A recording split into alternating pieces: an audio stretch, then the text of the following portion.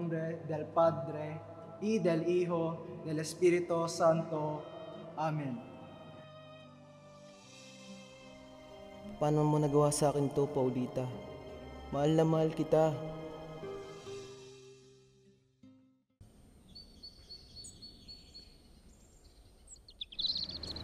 Ginoong Simon, mabuti na lamang at nakarating kayo. Halika't samahan mo kami sa hapagkainan. Salamat sa inyong mainit na pagtanggap, Doña Victorina. Ngunit ako'y hindi na magtatagal pa. Ano? Hindi ako makapapayag na makaalis ka agad. Halika't samahan mo kami. Dala niya ba ang regalo? Opo, dala niya. Kung gayoy, maghanda na kayo. Huwag kang mag-alala, Basilio. Huwag kang mag-alala. Tiyak na maayos din ang lahat. Oh, Isagani, saan ka pupunta? Pupuntahan ko si Paulita. Kailangan ko siya makausap ngayon. Sandali. Huwag ka nang tumuloy. Ngunit baka ito na ang aming huling pag-uusap. Huwag kang pumunta ron. Makinig kang mabuti. May dinamitang sasabog doon. Anumang oras mula ngayon, kaya utang na loob. Huwag ka nang tumuloy pa. Ngunit iba na siya bukas. Isagani! Binalaan na kita, kaibigan. Sana ay nakinig ka na lang sa akin. Pagpalain ka nawa ng Panginoong may kapal. Mag-ingat ka, kaibigan.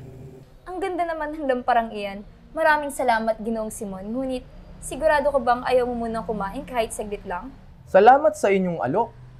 Ngunit may mahalaga talaga akong gagawin ngayon na hindi maaaring ipagpaliban. Pasensya na. Sige, mauuna na ako. Salamat, Ginoong Simon.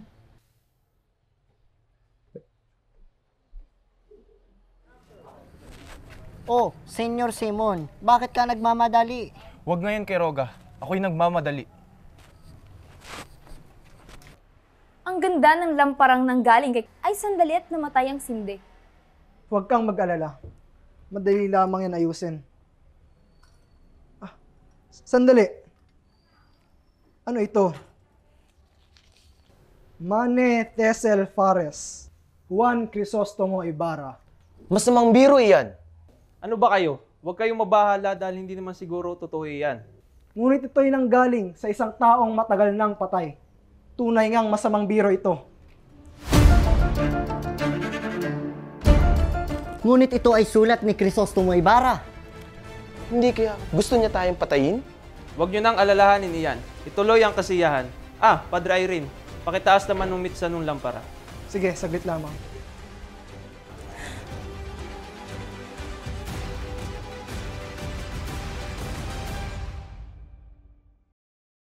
Isagani. Hoy! Magnanakaw! Ayan na ang hudyat! Sugod! Ang lamparang iyon ay isang dinamita? Buhay si Crisostomo Ibarra. Marahil pinagmamasdan niya na tayo. Marahil ay ganun na nga. Ito ay bahagi ng kanyang plano. Ngunit, paano siyang nabuhay? At anong ugnayan ni Simon na nagbigay ng lamparang iyon? Alam ko na. Si Simon ay si Crisostomo Ibarra. Simon? Isang taksil! Hanapin at hulihin ang Simon na yan!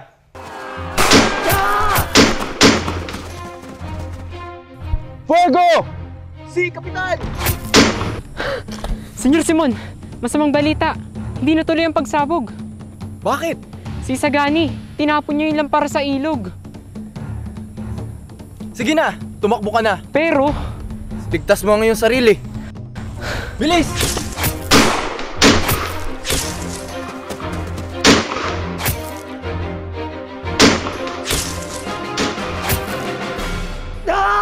Para sa bayan!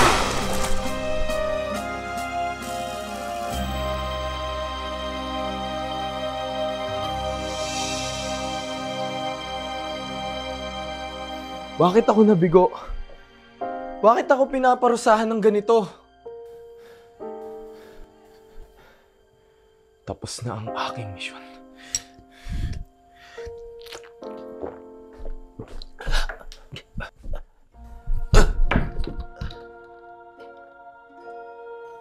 Senyor Simon!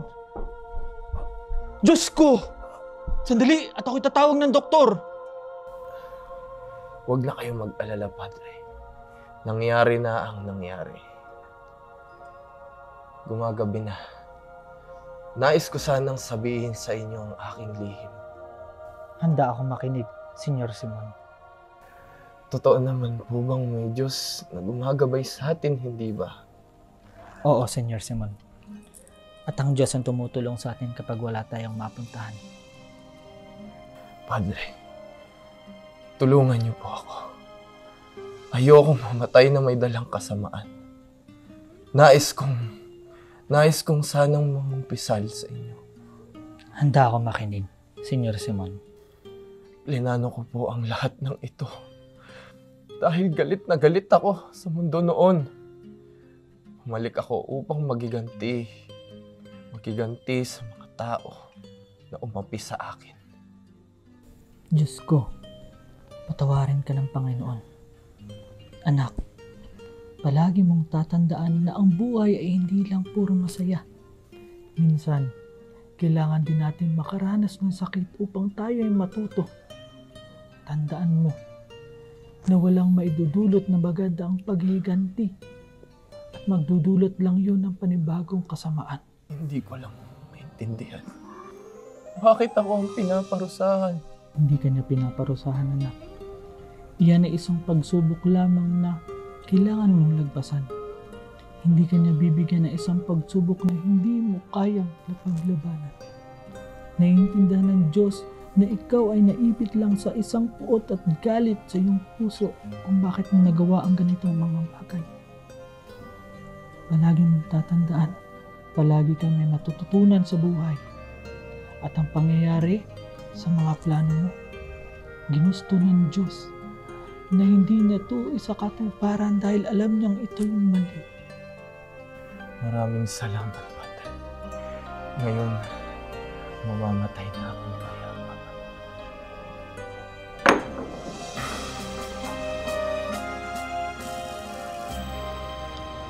Ang kayamanan ang siyang nagiging lason sa lahat ng tao.